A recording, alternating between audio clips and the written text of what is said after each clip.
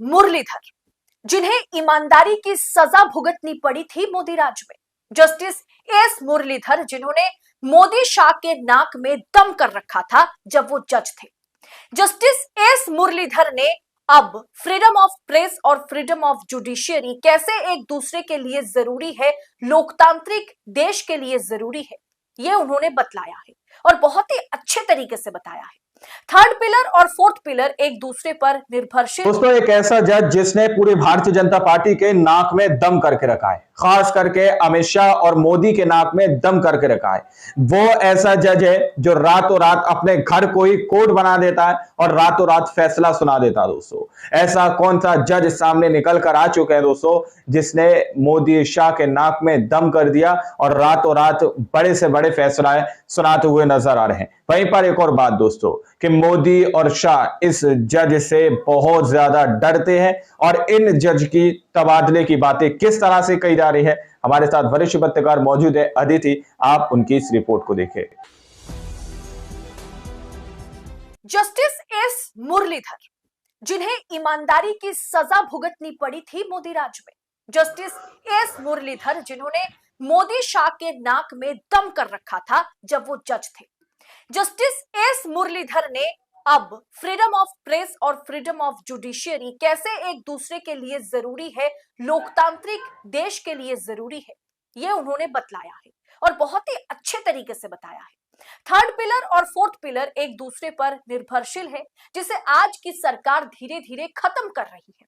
उन्होंने बतलाया कि कैसे लोकतंत्र का तीसरा और चौथा स्तंभ यानी न्यायपालिका और मीडिया आज धराशाही है। इस पर पूर्व ईमानदार जज ने सरकार की पोल और काला चिट्ठा जो है, मतलब पोल पट्टी खोल के रख दी है इस पर।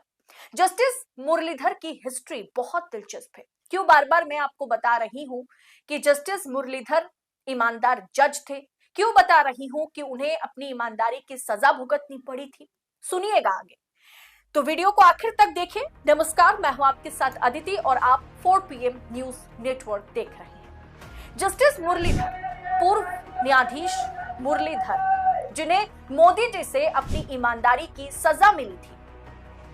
दोस्तों 2000 मतलब साल 2020 25 फरवरी दिल्ली CAA प्रोटेस्ट के चलते दिल्ली का हाल जो है बहुत ही बेहाल था। हर जगह दंगा फसाद हो रहा था और दिल्ली हाई कोर्ट के जस्टिस थे तब एस मुरलीधर, जिन्होंने आधी रात को अपने घर पर इमरजेंसी सुनवाई की, जिन्होंने अपने घर पर ही कोर्ट रूम खोल दिया था और मोदी शाह के नाक में दम कर दिया था। इमरजेंसी सुनवाई करते हुए उन्होंने कहा था कि दिल्ली में दूसरे 1984 को नहीं होने देंगे।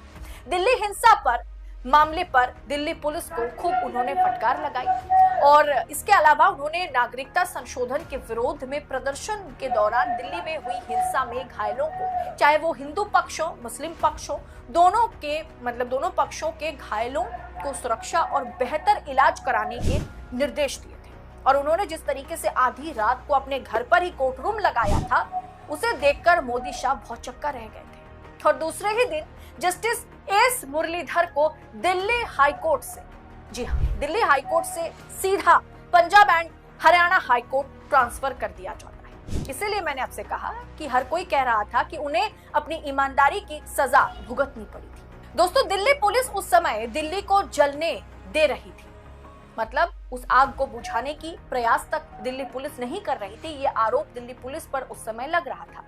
ईमानदार जज दिल्ली पुलिस की पोल खोल के रखी जस्टिस मुरलीधर ने, और अब उन्होंने कहा है कि एक स्वतंत्र न्यायपालिका को स्वतंत्र मीडिया की और स्वतंत्र मीडिया को स्वतंत्र न्यायपालिका की जरूरत है, जो आज के समय में दुर्लभ है।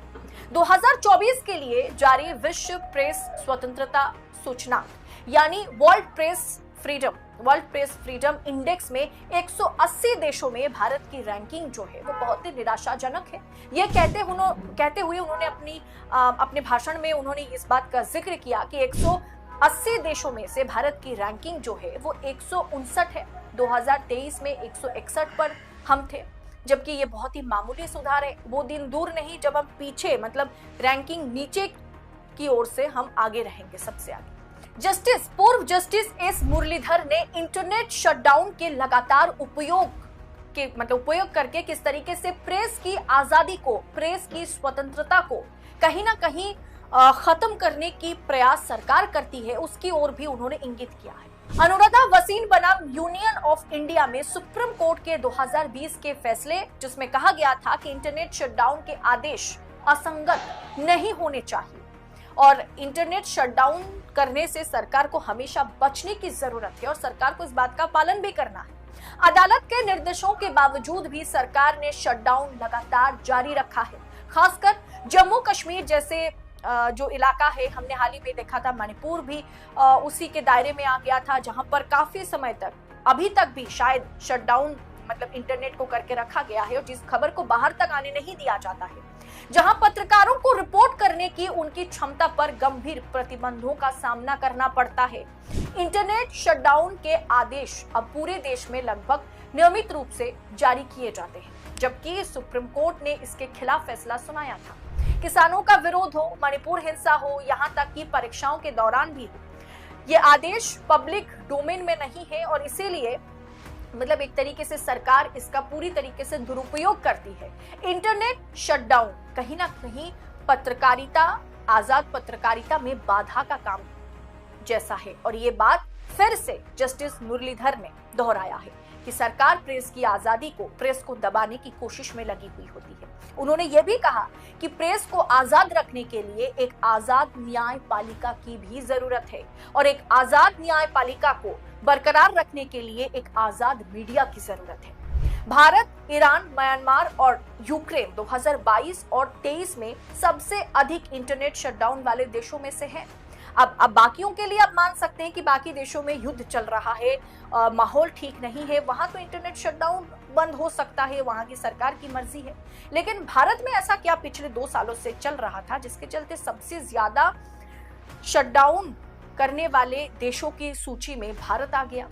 दोस्तों, जस्टिस मुरलीधर ने रिपोर्ट का हवाला देते हुए, एक्सेस नाउ रिपोर्ट का हवाला देते हुए साफ तौर पर कहा है कि 2024 में वैश्विक स्तर पर 294 इंटरनेट शटडाउन हुए, जिनमें से 84 यानी 28% इंटरनेट शटडाउन भारत में हुए। सरकार मीडिया को दबाने के लिए ओछी हरकत करती है और उसमें अगर सरकार को कोई रोक सकती है तो वो न्यायपालिका है, वो जजेस हैं।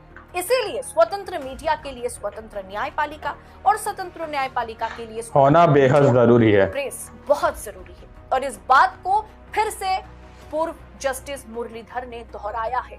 उन्होंने कहा है कि सरकार दोनों को खत्म करने के प्रयास में लगी हुई है और सरकार ने उनके साथ जो किया था कि सत्ता के खिलाफ अगर आप फैसला सुनाते हैं, अगर आप सत्ता को मतलब झटका देने वाला फैसला सुनाते हैं, आदेश देते हैं जो सरकार के सत्ता पक्ष के मंशा के खिलाफ है, उनकी विचारधारा के खिलाफ है, अगर आप मुसलमानों के पक्ष में फैसला सुनाते हैं, अगर आप देशहित के पक्ष में फैसला सुनाते हैं, तो आपका तबादला हो जाता है और तबादला कर दिया भी गया दोस्तों। खुद हुआ है ना। तो जजेस पर भी दबाव है, पत्रकारों पर दबाव है, न्यायपालिका पर दबाव है। पत्रकारों की सुरक्षा एक बहुत गंभीर मुद्दा है। ये लगातार अपने बयान में, अपने कार्यक्रम में, अपने बयान में जस्टिस मुरलीधर ने रखा है। अकेले 2023 में 5 पत्रकारों की हमारे देश में हत्या हुई है। 226 पर अभी भी निशाना, मतलब 226 पत्रकारों को निशाने पर लिया गया था, जिसमें 148 मामलों के लिए राज्य के लोग जिम्मेदार थे, राज्य सरकारें जिम्मेदार थी और सबसे ज्यादा भाजपा शासित प्रदेशों में ऐसा कांड देखने को मिला है। दिल्ली पत्रकारों के लिए सबसे खतरनाक क्षेत्र के रूप में उभरा है, यह भी रिपोर्ट में दावा किया गया, जहां 51 पत्रकारों को राज्य एजेंसियों ने निशाना बनाया। और दोस्तों, अब देख लीजिए, दिल्ली में वैसे भी पत्रकारों के लिए पत्रकारिता को जारी रखना, अगर लखनऊ की बात की जाए, उत्तर प्रदेश की बात की जाए, वहां भी पत्रकारों के लिए सरकार के खिलाफ खड़े होकर के सवाल पूछना, सरकार से रिपोर्टें सामने लाना, ये कोई आसान काम नहीं है। और इसी बात को जस्टिस मुरलीधर ने बार बार अपने भाषण में, अपने बयान में दोहराया है कि आजाद पत्रकारिता, आजाद न्यायपालिका, आजाद लोकतंत्र की प्रतीक है, जिसे सरकार खत्म कर रही है। और न्यायपालिका को मीडिया के सपोर्ट में, मीडिया को न्यायपालिका के सपोर्ट में खड़े होने की जरूरत है। सच को जिस तरीके से कुचलने का प्रयास सरकार करती है, उसके खिलाफ मुखर होकर बात को, खबर को आगे रखने की जरूरत है। फिलहाल दोस्तों, जस्टिस मुरलीधर ने फिर एक बार ऐसा बयान दिया जो सरकार के खिलाफ है, जो सरकार की आंखों में आंखें डाल करके सरकार की पोल पट्टी खोलने वाला उनका ये बयान क्या उन्हें फिर एक बार महंगा पड़ेगा? आपको क्या लगता है? आप अपनी राय कमेंट बॉक्स में हमारे साथ शेयर जरूर करें और ऐसी खबरों को लगातार पाने के लिए 4 PM न्यूज नेटवर्क के साथ बने रहें। फिलहाल मुझे दीजिए इजाजत। बहुत दोस्तों, आप लोगों ने इस वीडियो को शुरू से आखिर तक देखा।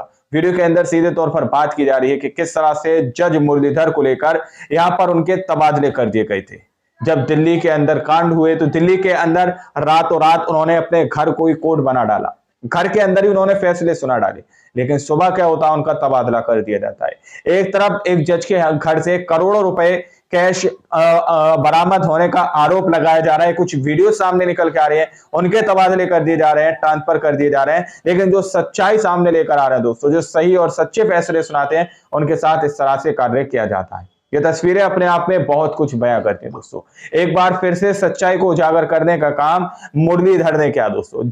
पूर्व जज मुरलीधर ने किया है। अब सवाल ये पूछा जा रहा है, क्या फिर से जज मुरलीधर को ये जो उन्होंने सच्चाई बयां की है कि किस तरह से यहाँ पर तीसरा और चौथा स्तंभ को पूरी तरह से दबाने और कुचलने की कोशिश की जा रही है, किस तरह से पत्रकारिता को पूरी तरह से अपने कंट्रोल में करने की कोशिश की जा रही है, सेंसर करने की कोशिश की जा रही है, तो इसको लेकर सवाल किए उन्होंने और बड़े खुलासे किए कि किस तरह से पत्रकारों की जानों पर खतरे मंडराते रहते हैं। अब आप लोगों ने इस पूरी रिपोर्ट को देखकर सुना, आप लोग इस रिपोर्ट के बारे में क्या सोचते हैं, क्या समझते हैं, अपनी राय कमेंट सेक्शन में जरूर दीजिएगा। मिलते हैं अगली वीडियो में, जब तक के लिए जय हिंद, जय भारत।